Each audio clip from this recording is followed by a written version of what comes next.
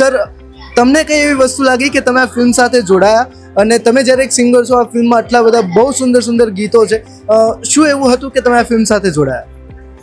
સૌથી પ્રથમ આની જે ટીમ છે એમનો આ પ્રયાસ છે, એકદમ દિલ ખોલીને એમણે સિનેમા બનાવી છે. અને જે લોકોએ પોતાની મહેનત દિવસ ને રાત એક કરીને આ ફિલ્મ બનાવી છે એ સૌથી પહેલું રીઝન છે.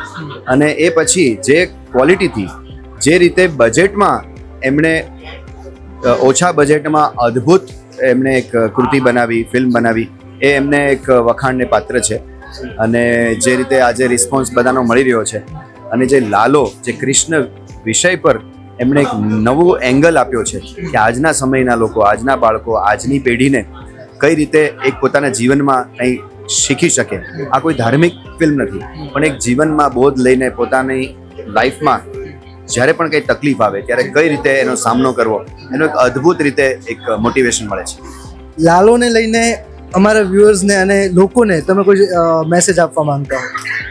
લાલોને લઈને એટલું જ છે કે તમે જલ્દીથી લાલાને મળવા સિનેમા ઘરોમાં આવો અને તમારા મિત્રોને, ફેમિલીને લઈને આવો. અને જે રહી જાય એને પછી પાછા ફરીવાર એમને ગિફ્ટ કરીને, ટિકિટો ગિફ્ટ કરીને આમ મોકલાવો.